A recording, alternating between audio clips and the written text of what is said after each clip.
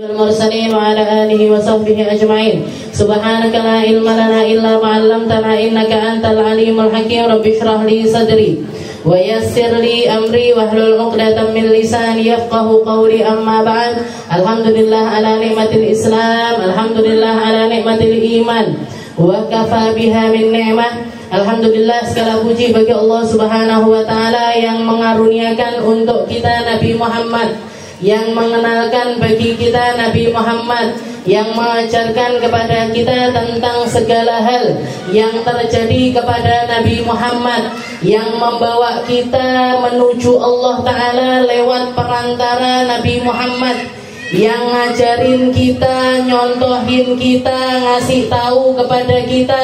Semua hal itu Allah Subhanahu wa ta'ala takdirkan. Kita mengetahuinya lewat Nabi kita, Nabi Muhammad sallallahu alaihi wasallam. Maka para ulama mengatakan salah satu hal, salah satu perkara yang menunjukkan mukjizatnya Allah Ta'ala untuk Nabi kita, Nabi Muhammad sallallahu alaihi wasallam, di mana Nabi Muhammad ini hidup di masa terbaik, dikelilingi orang-orang terbaik, bersama perkara-perkara terbaik di negeri paling baik. Semua yang Allah Subhanahu wa ta'ala sediakan untuk Nabi kita Nabi Muhammad niki nomor satu, semuanya paling baik. Oleh karena itu salah satu hal yang menjadi mukjizat yang sampai sekarang ini masih bisa kita rasakan adalah ketika kita mempelajari sirahnya Nabi, ketika kita mempelajari sejarah hidupnya Rasulullah sallallahu alaihi wasallam, kita melihat perkara itu sangat detail, sangat banyak yang bisa digali. Bahkan sebagian ulama itu mendefinisikannya semacam orang kalau belajar sirahnya Nabi itu kayak orang yang lagi menyelam di dalam lautan, nemu kerang, nemu intan, nemu berlian, nemu perkara-perkara yang indah-indah, ketemu ini, tambah dalam ketemu lagi yang lain lagi, tambah dalam ketemu lagi yang lain lagi, seakan-akan gak habis-habis. Kita kalau mau mempelajari tentang sejarah hidupnya Nabi, yang kalau dilihat kehidupannya Nabi itu hanya sekitar 60 tahun saja, 63-an tahun, tapi seakan-akan tidak pernah habis untuk dibahas, tidak pernah habis untuk dipelajari. Kita lihat manusia mulai dari zamannya Nabi Adam sampai akhir zaman, siapa yang bisa nuliskan biografi seseorang lebih detail dibandingkan biografinya Rasulullah Sallallahu Alaihi Wasallam? Yang berbentuk maulid saja, yang dibikin sama para ulama, disusun seperti maulid yang kita baca tartibnya seperti tadi itu. Oke, berapa banyak ulama yang bikin maulid? Berapa banyak ulama yang ngarang sejarah hidupnya Nabi Muhammad, tapi kabeh beda-beda. Maulid Azab punya rentetannya sendiri dengan cerita-ceritanya sendiri. Maulid Barzanji, yang kalau bisa saya katakan Maulid Barzanji ini bisa dibilang salah satu maulid yang paling lengkap dibandingkan maulid-maulid yang lainnya. Ada lagi Maulid Tiba, ada lagi Maulid Simtud Duror, yang baru-baru maulidnya Habib Umar, Maulid Dia Ulame yang tadi kita baca. Habib Umar juga punya satu maulid lagi namanya Al-Mashrabul Hani kalau nggak salah. Oke. Jadi itu juga dibaca, sering kali untuk dibaca. Belum lagi yang lain-lain. Oke. Para ulama-ulama lainnya yang bikin sejarah hidup diurut nih sedemikian rupanya, dengan kata-kata yang berbeda, dengan model yang berbeda-beda, dengan model yang berbeda-beda. Semuanya membahas sejarah yang sama tapi duwe kesan dewe-dewe. Ini nunjukkan kalau apa? Mukjizatnya Nabi. 1400 tahun lamanya, jauhnya antara kehidupan Nabi dengan kita, tapi ribuan orang, bahkan mungkin jutaan orang yang masih merindu kepada Nabi, mencinta kepada Nabi, bahkan mampu sampai meneteskan air mata setiap kali nginget-nginget tentang Rasulullah Sallallahu Alaihi Wasallam. Padahal biasanya orang kalau nggak kenal secara langsung nggak bisa sayang. Kalau nggak duduk bersama itu nggak bisa kenal. Kita sama abah kita aja, kita kenal sama bapak kita luar dalam, ngerti kebiasaannya, ngerti gimana fisiknya, ngerti semuanya kita tahu, kenal. Akhirnya kita sayang, akhirnya kita cinta. Kakek kita kalau kita ngalami kehidupannya bisa kenal bareng-bareng. Oh, ngeleng-ngeleng saya dulu kakek saya hidup sama kakek saya 15 tahun, iso seneng, iso cinta, bisa merasakan rindu. Tapi atasnya kakek yang kita nggak pernah kenal, yang nggak pernah duduk bareng, yang nggak pernah diceritani tok karo bapak awake dhewe atau diceritani sama kakek kita, mbahmu ngene, mbahmu ngene. Bisa ada memori indah. Bisa kita misalkan pas ndonga ngono nginget-nginget terus nangis, nginget-nginget terus atine loro, istilahnya kangen sekali seperti itu. Gak bisa. Padahal itu 3 atasnya kita masihan. Kalau saya bahkan kakek saya sendiri Habib Salim itu saya nggak ngalami. Nggak ngalami. Jadi lek diceritani sama Abine, oh ceritanya begini, kisah hidupnya begini. Padahal beliau orang baik, padahal beliau orang soleh. Padahal beliau ini termasuk seseorang yang jadi teladan abah saya, diturunkan ke saya untuk dipelajari tentang riwayat hidupnya. Tapi ndak iso. Jetik sampai kangen, sampai nangis, sampai rindu itu tidak bisa. Tapi Nabi Muhammad 1400 tahun yang lalu bisa.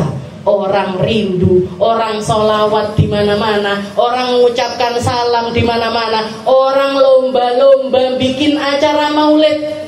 Orang lomba-lomba bikin acara maulid. Guru saya mengatakan nggak ada kata mubadir untuk memperingati acara-acara yang kaitannya sama Nabi Muhammad SAW. Karena itu ekspresi cinta. Dan ketika orang cinta kepada sesuatu, dia akan melakukan apapun, bahkan sampai ke tingkat yang di luar nalar sekalipun untuk mengekspresikan rasa cintanya.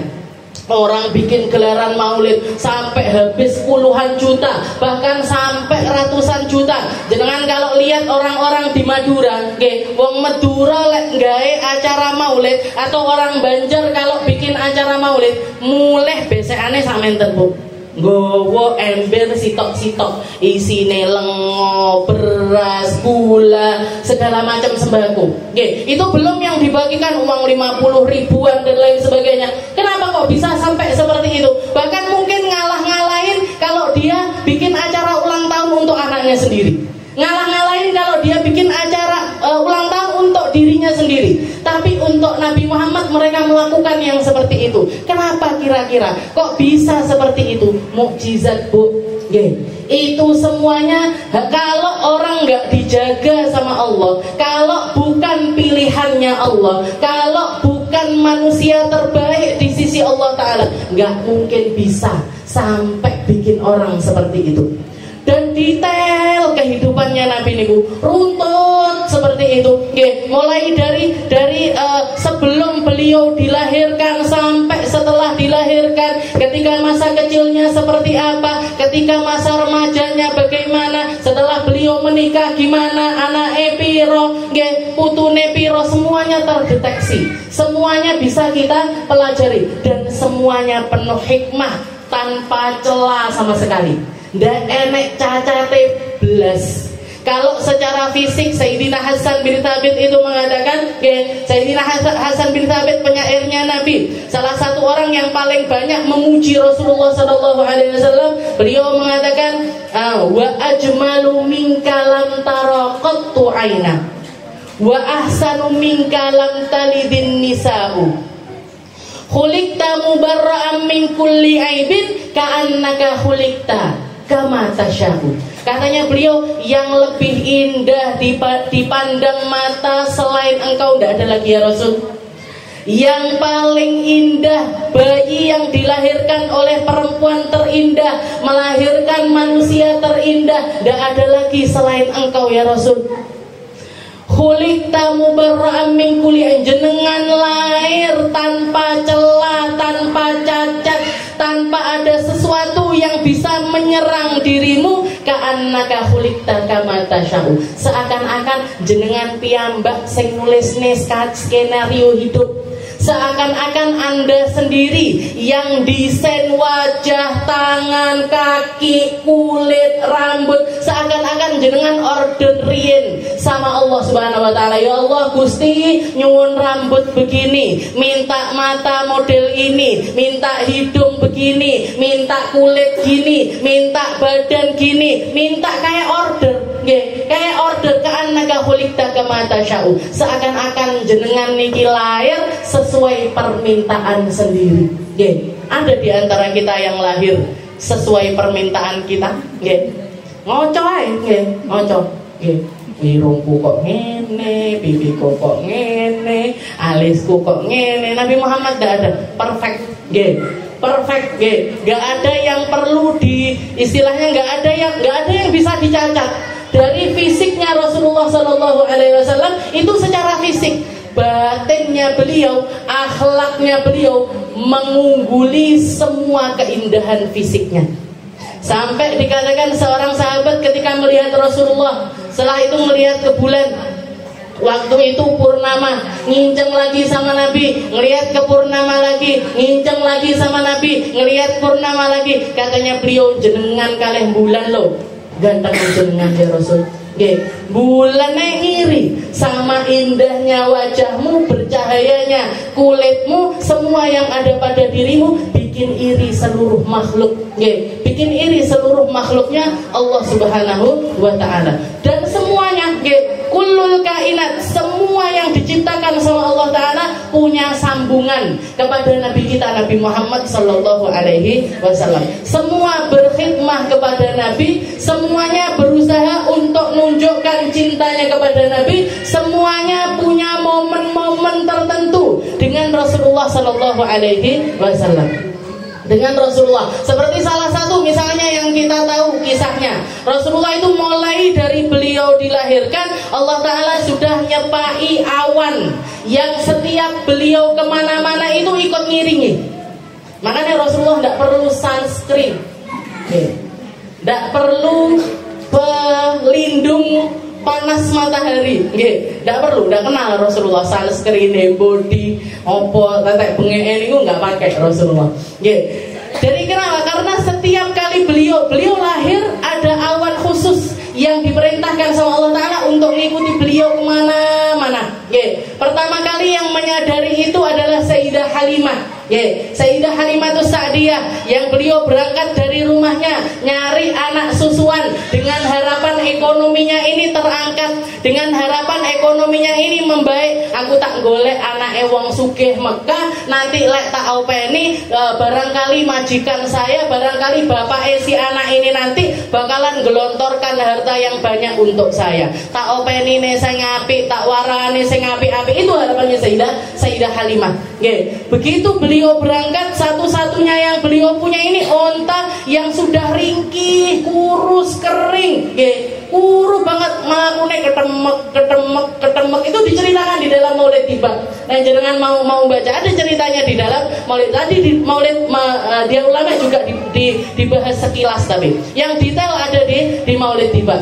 Jadi jalan berpelan-pelan ini ontanya beliau, ontanya Sayyidah Halimah sama suaminya ini, sampai semua orang Bani Sa'ad semuanya sudah berangkat duluan, beliau jalan paling belakang.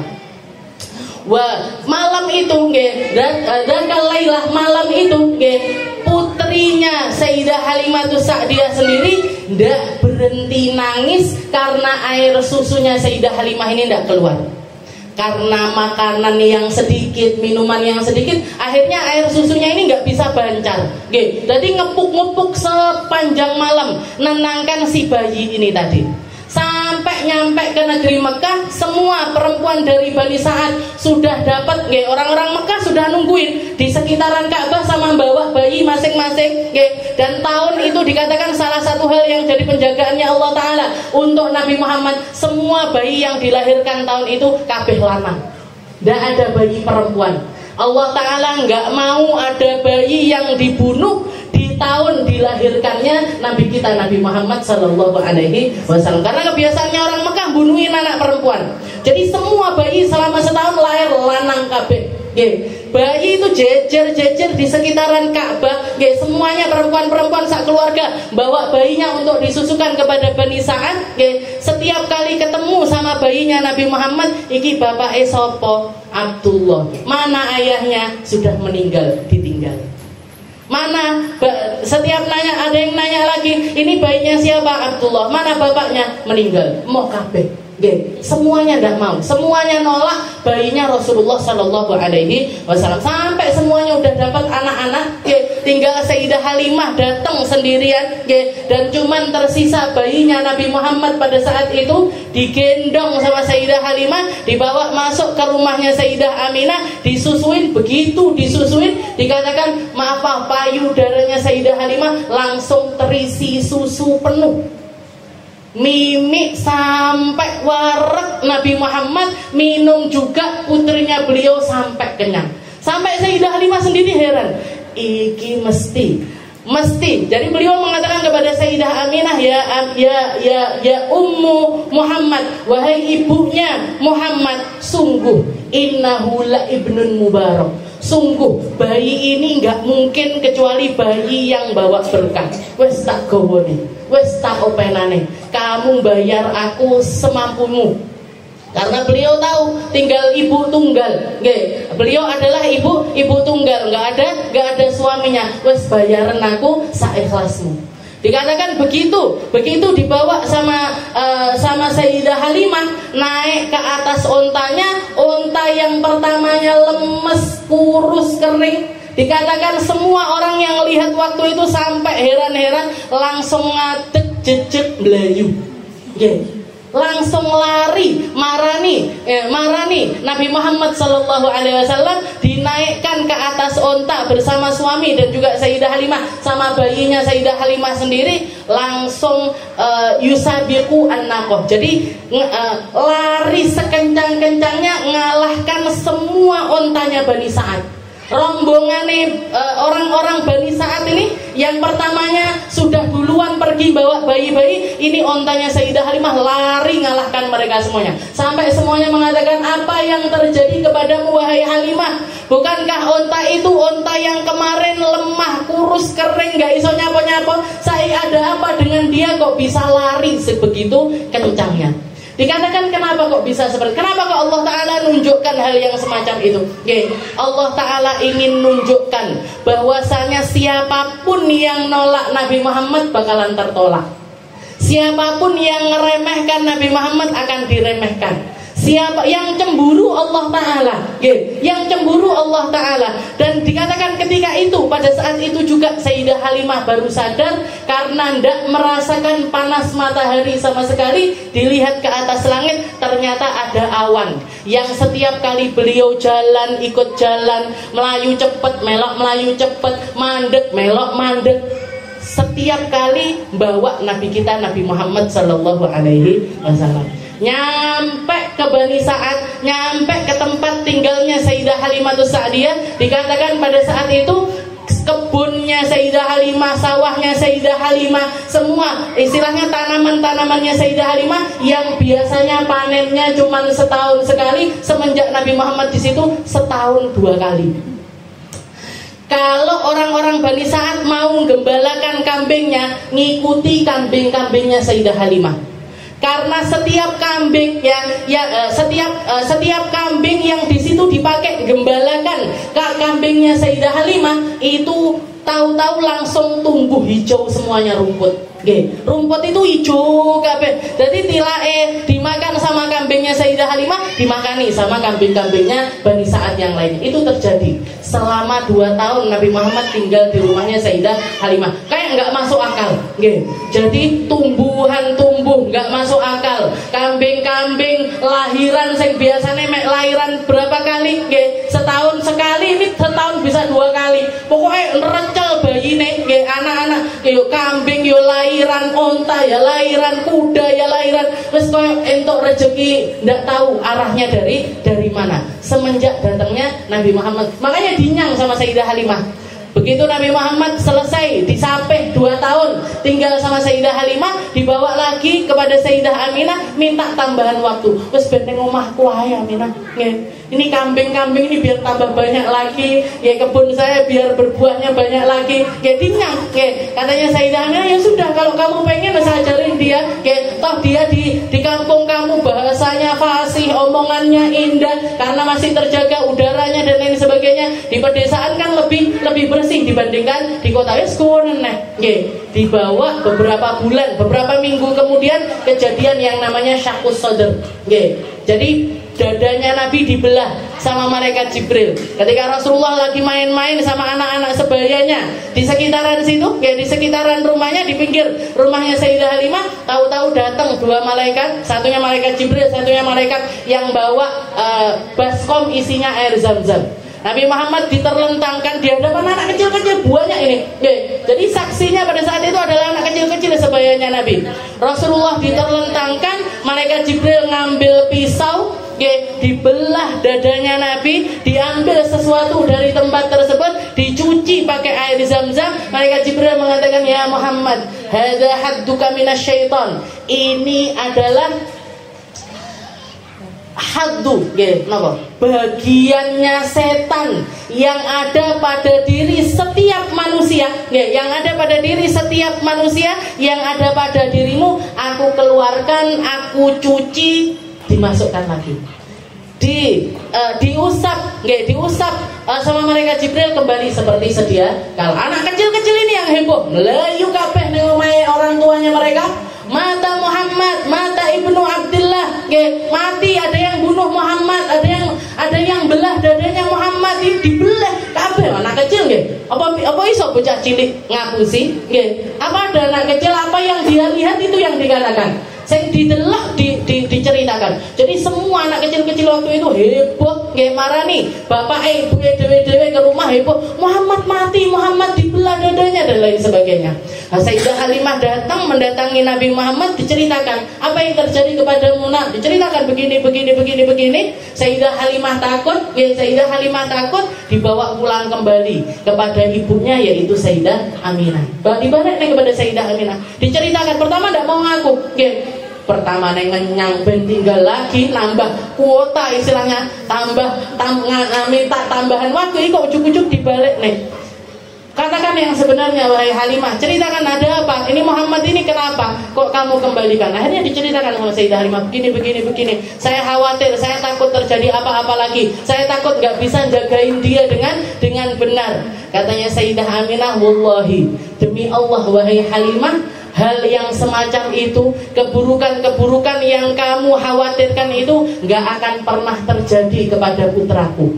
Demi Allah, kalau benar apa yang aku impikan selama aku hamil Muhammad, selama 9 bulan Muhammad ini ada di dalam perutku, setiap bulannya juga para nabi-nabinya Allah Ta'ala berdatangan mendatangiku, mengabarkan bahwasanya bayi yang ada di perutku ini adalah nabi akhir zaman, adalah nabi penutup kenabian, adalah nabi yang jadi stempelnya Allah Subhanahu wa Ta'ala. Setiap bulan aku memimpikannya. Nabi Adam datang, Nabi Nuh datang, Nabi Idris datang, semuanya mengabarkan kepada Sayyidah Aminah bahwa putranya ini adalah putra yang istimewa.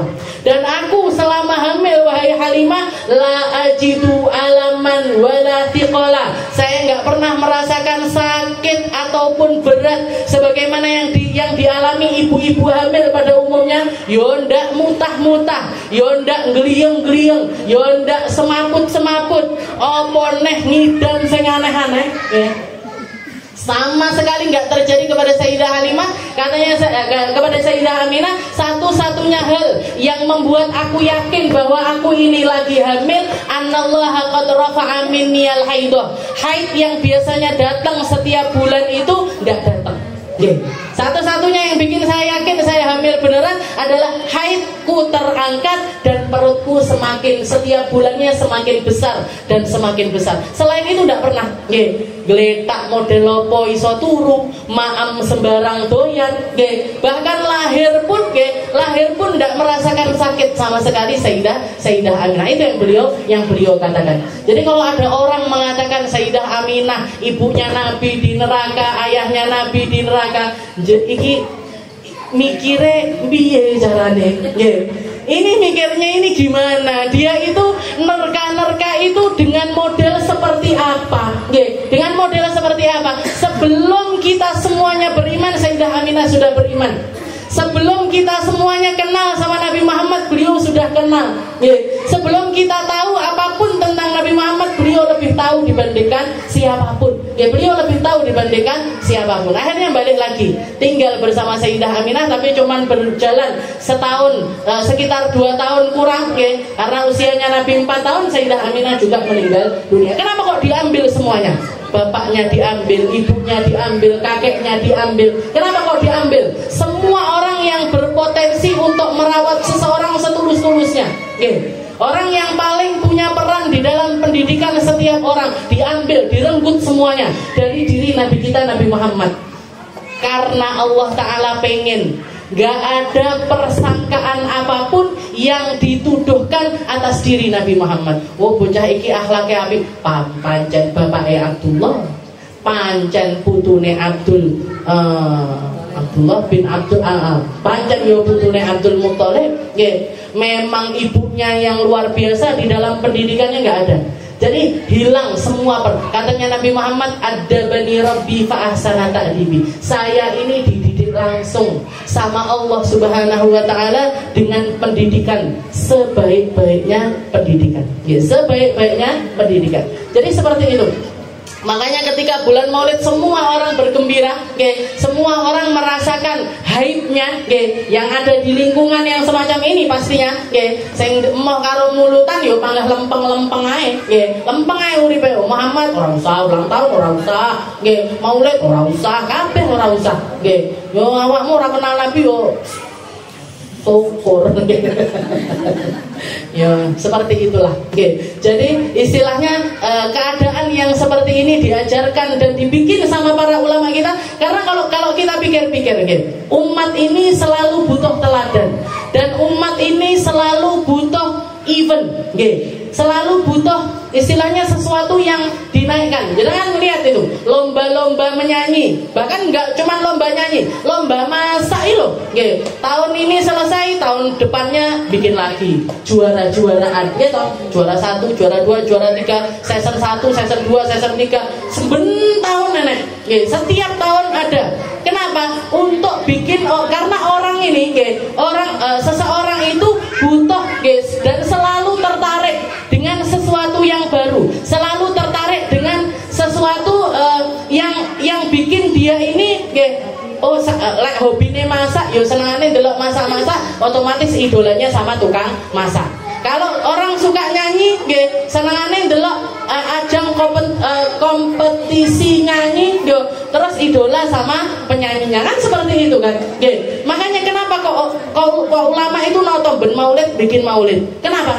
Biar setiap orang, setiap masa, setiap zaman, dimulai dari anak kecil-kecil sampai siapapun juga selalu kenal dengan Nabi kita. Kita nggak perlu idola lain, cukup Nabi Muhammad tak arepe dibahas dan akan ada habisnya, dan akan selalu menarik minatnya orang. Nabi Muhammad ini sempurna, disempurnakan luar dalam sama Allah Subhanahu wa taala. Jadi siapapun yang kenal, siapapun yang dekat, siapapun yang tahu sama Nabi Muhammad mesti seneng, mesti ikut gembira, pasti jatuh cinta. Kalau belum bisa cinta, berarti durung tak kenal, berarti belum terlalu kenal kepada Nabi kita Nabi Muhammad sallallahu alaihi wasallam. Alhamdulillah, minggu kemarin kita sudah hataman surat Al-Kahfi, wes hatam, muga-muga hatam dohir batin gak mek hatam ngaji netok, tapi kita benar-benar dapat barokahnya para ashabul kahfi. bisa neladani iman mereka, bisa neladani akhlak mereka, bisa neladani keberaniannya mereka, bisa dijaga sama Allah Ta'ala seperti penjagaannya mereka. Seperti penjagaannya mereka. Allah Ta'ala ngasih kita contoh-contoh banyak, idola-idola banyak, kisah-kisah luar biasa banyak di dalam Al-Qur'annya Allah, dan semuanya akan bawa kita kepada keselamatan. Minggu ini, mulai minggu ini kita insya Allah akan bahas tentang permasalahannya perempuan. Niki kitabnya saeneke, nama kitabnya sebenarnya Ibanah wal Ifadhah, kitab Ibanah wal Ifadhah. Ini adalah kitab yang jenengan pegang ini ringkasan seringkas-ringkasnya. Memang saya bikin benda gede-gede, benda abot-abot. Lek abot-abot mesti ditinggal neng omah marai. Dibikin kecil aja, kecilnya kok kecil hilang saja. Mesti angel iki, gede salah, cilik salah. Jadi kita bahas tentang Ibanah wal Ifadhah. Sebelum kita masuk ke dalam pembahasan, ilmu yang jadi warisan terbesarnya Nabi Muhammad ini adalah sesuatu yang paling indah untuk kita pelajari. Jadi kalau mau ngambil porsi banyak dari agamanya Allah, yang mesti paling kita perhatikan ini apa? Ilmu. Karena orang beramal tanpa ilmu, kata Sahibuz Zubat, a'maluhu mardudatun la tuqbalu. Orang ngamal tanpa ilmu itu amalnya tertolak. Orang sholat tidak ngerti ilmunya sholat, tidak sah sholatnya. Orang haji tidak ngerti ilmunya haji, tertolak hajinya. Orang nikah nggak pakai ilmunya nikah, akan banyak kesalahan yang terjadi di dalam pernikahannya. Orang muamalah nggak ngerti ilmunya muamalah, keteteran, halal haram diterak kabeh. Bagus halal atau toyib nggak toyib diambil semuanya. Sing penting entuk duit, sing penting saldo rekeningku cair. Yang penting seperti itu. Yang kelihatan di otaknya angka-angka. Aku lek dodol sakmene kudu bati sakmene. Aku lek kulaan sakmene kudu sakmene. Kalau orang cuman pikirannya nggak pakai tatanan ilmunya yang diaturkan sama syariat, maka salahnya bakalan lebih banyak ketimbang benernya. Makanya ini salah satu pembahasan yang mungkin kalau didefinisikan semua hal sebenarnya nggak ada satu hal apapun yang punya hukum saklek. Kayak misalkan sholat itu kabeh hukumnya wajib, tidak bisa. Ada sholat wajib, apa itu? Sholat subuh, duhur, asar, maghrib, isya. Ada sholat sunnah, apa? Duha, tahajud, qobliyah, ba'diyah, sunnah. Ada sunnah muakkadah, apa? Sholat Idul Fitri, sholat Idul Adha, sholat istisqa, sholat gerhana, itu sunnah, tapi sunnahnya muakkadah, lebih ditekankan lagi. Bahkan ada sholat yang hukumnya haram, sholat yang hukumnya haram. Sholat apa itu? Sholat di waktu-waktu yang diharamkan. Bersubuh sholat sunnah haram. Habis sholat asar sholat sunnah haram. Sholat ketika matahari berada di tengah-tengah, antara, jadi sebelum sholat duhur, sebelum azan duhur, setelah waktu duha, haram dia hukumnya. Berarti gimana? Ya lihat-lihat dulu keadaannya, lihat-lihat dulu seperti sholat apa yang sedang dikerjakan. Nikah pernikahan pun seperti itu. Ada kalanya orang ini wajib nikah, ada kalanya sunnah nikah, ada kalanya makruh nikah, bahkan ada kalanya haram menikah. Haram menikah. Kapan orang wajib nikah? Kalau dia sudah mampu ngerti hukum-hukumnya nikah dan dia butuh sama pernikahan. Lek aku ndak rabi, aku zina. Berarti apa? Wajib. Laki perempuan wajib hukumnya nikah. Kalau sampai ke tingkat ini, saya kalau tidak nikah, saya akan menyalurkan biologi saya, hasrat biologi saya dengan cara yang nggak benar. Berarti apa? Gimana ini si perempuan ini tadi? Wajib nikah. Lek urung duwe calon, jaluk golek nih bapak. Ya aku golek no bojo. Ya kok melek rabi? Ya aku lek ndak ngene kok pacaran kebablasan. Aku nanti kalau gini, kalau nggak nikah saya begini. Nah, maka wajib hukumnya nikah. Ada kalanya makruh, makruh menikah. Kapan itu? Nggak butuh banget, atau istilahnya dia butuh untuk menikah, tapi hal-hal kewajiban yang lainnya ini belum bisa mencukupi dengan benar. Belum bisa cukupi dengan benar. Mungkin ekonominya belum toto, tidak ada. Nah, itu maka hukumnya makruh. Ada sampai ke hukumnya haram, haram nikah. Kalau gimana? Kalau dengan pernikahan dia akan banyak melakukan pelanggaran di dalam pernikahan tersebut. Kayak misalkan laki-laki yang kasar, laki-laki yang sukanya mukul. Dia tahu persis, ora rabi senengane ngamplengi dulur-dulure. Iki rabi, sasaran empuknya pasti istrinya. Berarti gimana hukumnya? Haram nikah. Jadi sesuai dengan keadaannya. Ilmu pun begitu. Ilmu itu ada yang wajib dipelajari, ada yang sunnah dipelajari, ada yang makruh dipelajari, ada yang mubah dipelajari, bahkan ada yang haram untuk dipelajari. Haram belajar ilmu, hukumnya haram. Ilmu apa itu yang haram dipelajari? Ilmu dari dukun misalnya. Dan dia memang sudah punya klenik-klenik, bakat dukun, belajar dukun pisan, haram ini, haram belajarnya mulai dari ilmunya sudah haram. Kenapa? Karena orang ini potensi ketika dia belajar perdukunan, dia udah didukun, nyantet uang, ngelarung uang dan lain sebagainya. Jadi mulai dari ilmunya hukumnya sudah haram. Ilmunya sudah haram. Nah, itu hukumnya haram. Nah, terus kalau ilmu wajib itu apa? Di Sahihus Zubat juga mengatakan awal wajibin alal insani ma'rifatul ilahi bistiqoni. Ma'rifatul ilahi. Pertama, hal wajib pertama yang harus dipelajari oleh setiap hamba beriman adalah nyari tahu tentang Tuhannya sampai yakin. Yang kita sebut dengan ilmu tauhid. Ilmu tauhid itu wajib dipelajari dan kewajibannya itu individual, tidak oleh diwakil nih. Kita belum kenal sama sifat wajibnya Allah, sifat mustahilnya Allah, sifat jaiznya Allah. Orang tahu ngerti, orang tahu krungu, orang tahu sinau. Berarti gimana hukumnya? Wajib belajar dan tidak boleh diwakilkan. Nah, awakmu ae lah sing mondok belajar tauhid, ibu wis telat lek belajar tauhid. Ndek enek ceritane telat belajar tauhid niku. Gak ada ceritanya telat di dalam belajar ilmu tauhid. Atau yang wajib juga ilmu tajwid. Bukan ilmu tajwid, ngaji dengan benar, wayahe brengeng, wayahe dawa, wayahe endek-endek, wayahe jelas-jelas. Itu belajar istilahnya baca Al-Qur'an sesuai dengan kaedahnya itu hukumnya wajib. Meskipun ilmunya hukumnya sunnah. Ilmunya hukumnya sunnah, ilmu tajwidnya itu hukumnya sunnah.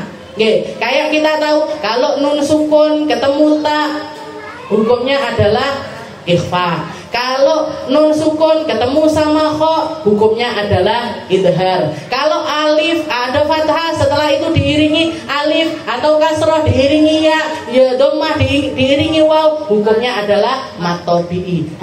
Definisikannya ini hukumnya sunnah. Belajar ilmu tajwidnya hukumnya sunnah, tapi ngaji dengan benar itu hukumnya adalah wajib. Wajib tuh. Jadi sing blekak blekuk endi sot endi dot endi tok endi dot, dadi siji kabeh sin shin sod dot tok dot ain wain pak kok kabeh dadi siji kabeh, enggak bisa bedakan. Wajib sinau. Wis anake ae lah sing pinter ngaji ndak iso. Ngaji dewe-dewe. Ngaji itu sendiri-sendiri. Sama seperti halnya kita sholat sendiri-sendiri, ngaji itu juga sendiri-sendiri. Maka belajar ngaji itu hukumnya wajib, meskipun ilmunya tajwid itu hukumnya sunnah. Jadi ada ilmu wajib. Termasuk ilmu wajib ini apa? Semua perkara yang mendukung perkara-perkara yang diwajibkan atas kita, hukumnya semuanya ikut wajib. Kita wajib sholat, ilmunya sholat wajib. Kita wajib sebelum sholat harus toharah, berarti ilmunya toharah juga wajib. Kita perempuan mengalami haid, nifas, istihadah dan lain sebagainya, berarti ilmunya haid, nifas, istihadah juga wajib. Wajib ini berarti apa Bu? Kalau dipelajari dapat pahala, tidak dipelajari dosa. Berarti kalau kita nggak belajar, nggak menggugurkan kewajiban. Kalau nggak menggugurkan kewajiban, selama kita nggak menggugurkan kewajiban kita, hukumnya kita berdosa. Dosa. Berarti nggak sinau itu dosa. Kalau orang nggak belajar itu hukumnya dosa. Makanya belajar ilmu tentang haid, nifas, istihadah ini, para ulama sampai mengatakan kalau misalkan ada suami yang melarang istrinya belajar ilmu ini, boleh bagi dia ndak izin suami kabur untuk nyari ilmu ini. Kabur maksudnya nggak kabur minggat, ndak mulai nek boten. Maksudnya pergi datang ke pengajian baru orang nggak mulai nek. Misalkan suaminya ngomong, misalkan suaminya nggak senang sama pengajian, jenengan datang ke pengajian yang bahas ilmu wajib loh. Kalau ilmu-ilmu yang lainnya, kalau ilmu yang ndak wajib nggak oleh. Nggak boleh, bohong itu nggak boleh. Tapi kalau ilmu wajib, kita tahu bojokiku nesu. Kalau tahu saya ngaji di sini, bakalan marah. Jenengan ngapusi nggak dosa. Jangan bohong demi kemaslahatan, agar kita tetap dapat ilmunya, maka hukumnya adalah tidak berdosa. Tapi nggih enek runtutane. Jadi kalau misalkan suami punya istri belum pernah belajar ilmu-ilmu wajib, belum pernah belajar ilmu-ilmu wajib. Pertama yang wajib mempelajarinya suaminya dulu. Bojone kon ngaji, pulang ngajarin istrinya. Suaminya tidak mau belajar, dia tidak boleh melarang istrinya untuk berangkat ngaji. Tapi kalau dia melarang untuk ngaji, istrinya punya hak untuk keluar nyari tahu tentang ilmu ini, tentang ilmu haid, nifas dan juga istihadah. Kenapa? Saking pentingnya. Kaitannya sama sholat. Awwalu ma yuhasabu minal insan as-sholat. Hal pertama yang akan dipertanggungjawabkan di hadapan Allah Ta'ala itu sholatnya orang. Lek sholatnya genep, liyane insya Allah genep. Kalau sholatnya beres, insya Allah perkara yang lainnya juga beres. Tapi lek wis perkara sholatnya nggak api, nggak bener, salah-salah, waktunya istihadah nggak sholat, waktunya haid dikira istihadah, dikira istihadah, akhirnya panggah sholat. Harusnya yang sholat dia tidak sholat, harusnya dia tidak sholat malah sholat. Rancu akhirnya. Gimana ini? Ya niku, salah kabeh, keteteran semuanya, maka hal-hal yang lainnya juga bakalan keteteran. Jadi ilmu wajib. Pertama yang paling wajib yang nggak boleh taklid, bahkan sampai ke tingkat nggak boleh ikut-ikutan. Niku ilmu tauhid. Tidak bisa. Kita bertauhid ikut-ikutan itu nggak boleh. Berakidah ikut-ikutan itu nggak boleh. Harus belajar. Kalau pengamaliahannya ibadah-ibadah yang lainnya melok-melok saya tidak apa-apa. Jadi kayak kita sholat misalkan, bapakku sholat ngene, aku melok-melok. Meskipun nggak pernah belajar yang detail, nggak bisa bedakan mana yang wajib, mana yang sunnah, mana yang makruh, nggak bisa dianggap kabeh wajib. Gak apa-apa, gak masalah. Sholatnya dia tetap sah, puasanya dia tetap sah. Haji misalkan cuma ngikut, ada mutawifnya atau ada pemimpinnya, dia melok, waya nang Arafah, waya ngene. Walaupun tanpa ilmu itu masih sah, walaupun berdosa. Sah, hukum ibadahnya tetap dianggap sah. Tapi tidak belajar, dia tetap dalam posisi dosa. Dosa. Sampai kapan? Sampai sinau. Walaupun tidak sempurna, walaupun misalkan belajarnya itu tidak sempurna, aku belajar ngaji, tapi tidak iso, tidak apa-apa. Yang penting belajar ngaji. Saya belajar tauhid, saya belajar fikih misalkan, tapi tidak paham, tidak apa-apa. Yang penting belajar. Belajar ini fungsi utamanya adalah menggugurkan kewajiban kita. Karena kalau tidak belajar dosa. Jadi ilmu dulu baru amal. Ilmu dulu baru amal. Kalau orang beramal tanpa ilmu, amaluhu mardudatun la tuqbal. Amalnya tertolak di sisi Allah Ta'ala. Meskipun sah secara fikih. Secara fikih sah, karena fikih itu main gugur-guguran tok. Salat lek ngene sah. Puasa kalau gini sah. Zakat kalau gini sah. Tapi belum tentu diterima di sisi Allah Subhanahu wa Ta'ala. Tapi kunci awal dari diterima diterimanya satu amal adalah dengan ilmu. Jadi ilmu dhisik. Habis itu pembenahan pelan-pelan. Ikhlasnya diperbaiki, khusyuknya diperbaiki, yang lain-lainnya baru diperbaiki setelah itu. Jadi istilahnya ilmu tentang darah-darah ini akan selalu butuh awake dhewe. Makanya kemarin saya tanya arep bahas apa meneng kabeh.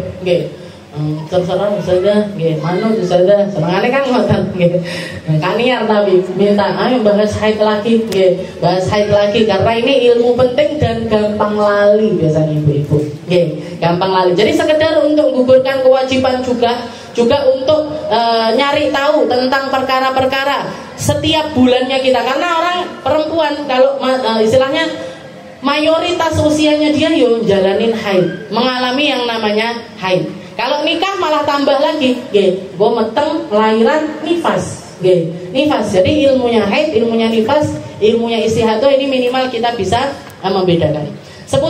Jadi kita ambil bab pertama, bab pertama seputar darahnya wanita. Darah yang keluar dari kemaluan perempuan itu cuma 3 macam secara hukum, Kalau secara penamaan mungkin lebih dari 3, tapi kalau secara hukum itu cuma ada 3: haid, nifas, istihadah. Haid, nifas, istihadah. Haid adalah darah yang keluar dari rahim perempuan bagian atas. Jadi kalau rahimnya perempuan itu kayak bentuk segitiga gini, darah haid itu keluarnya dari bagian paling atas. Ala sabil istihah, keluarnya ini nunjukkan kalau perempuan itu sehat. Jadi perempuan kalau mengalami haid berarti dia sehat. Ndak haid malah ndak sehat. Kalau ndak haid malah biasanya itu ndak sehat. Biasanya, ndak semuanya. Karena ada perempuan-perempuan yang nggak haid tapi sehat. Kayak Sayyidah Fatimah Zahra, seumur hidup nggak pernah haid. Makanya julukannya beliau Az-Zahra. Julukannya beliau Al-Batul. Al-Batul ini Al-Mutabattil Filayalih, seseorang yang setiap malamnya itu dihiasi dengan ibadah. Sholat terus bengi, ibadah terus setiap malam, nggak pernah ada jedanya.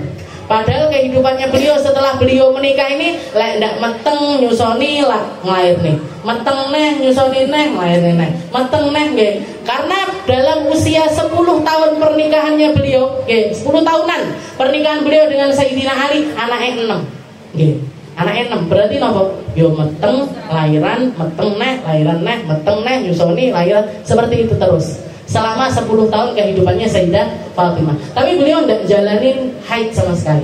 Bahkan nifasnya nggak pernah ngalami haid, nggak pernah keluar darah haid sama sekali. Tapi normal, bisa lahiran. Ini pilihannya Allah Ta'ala orang seperti ini.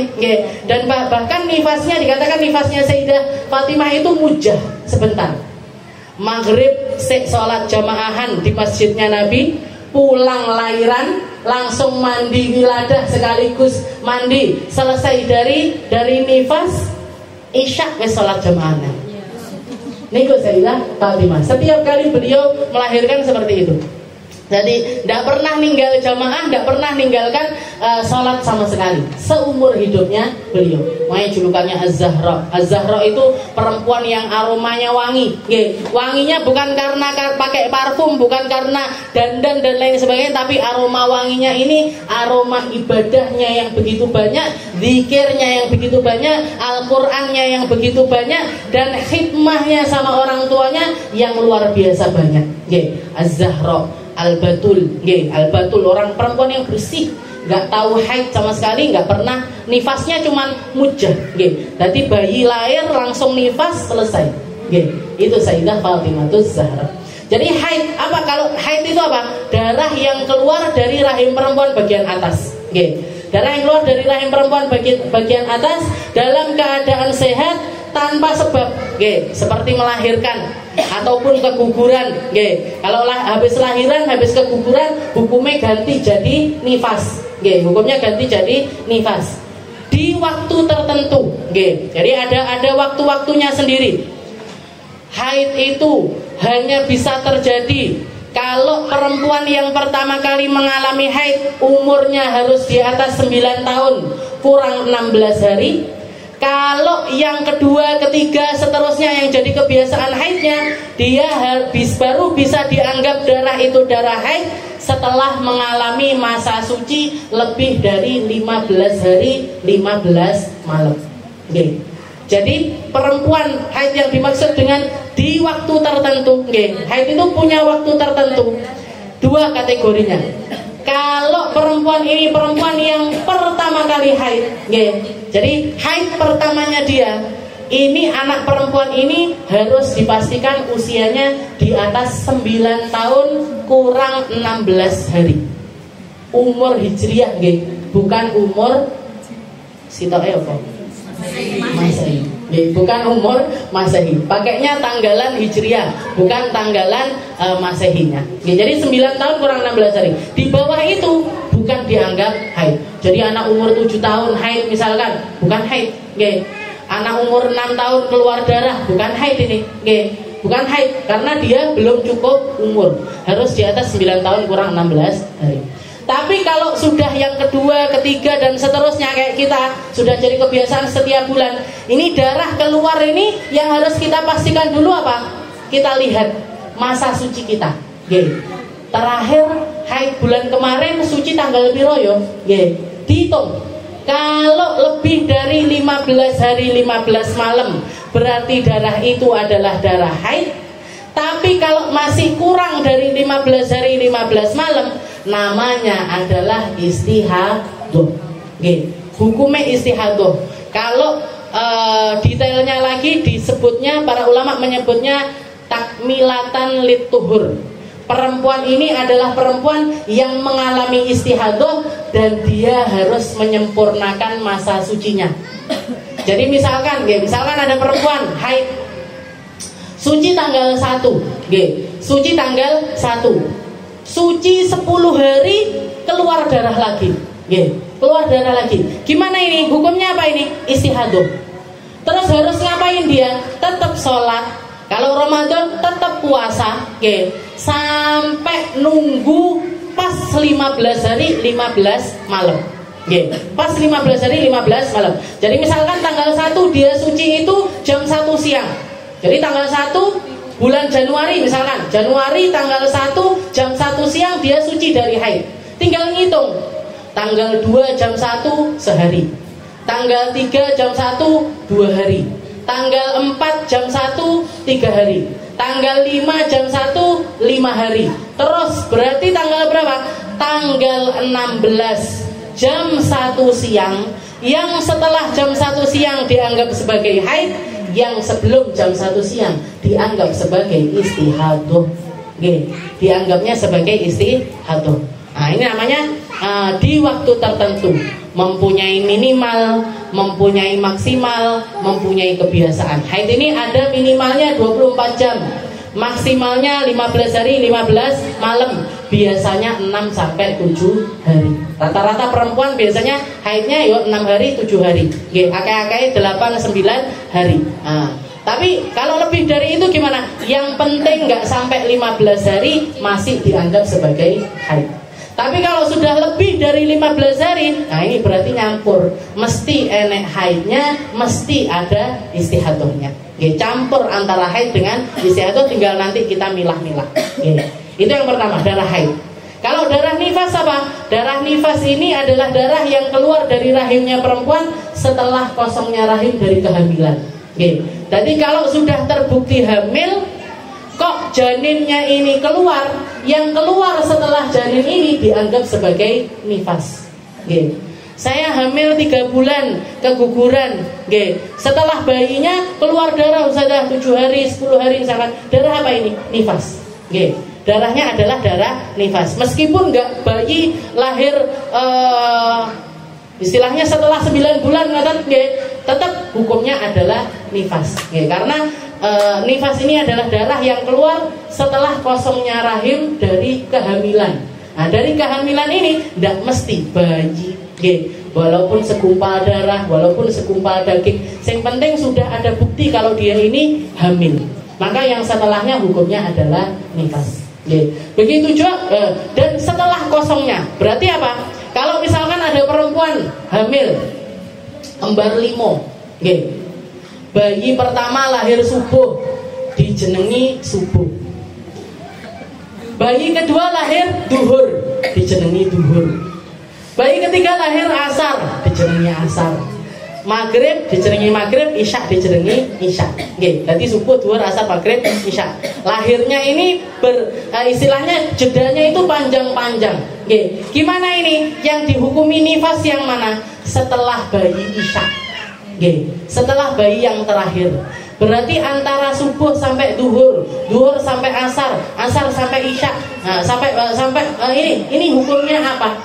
Hukumnya apa? Bisa jadi hukumnya haid, bisa jadi hukumnya istihadah. Kalau sebelumnya keluar bayi, jadi sebelum lahiran itu dia mengalami haid.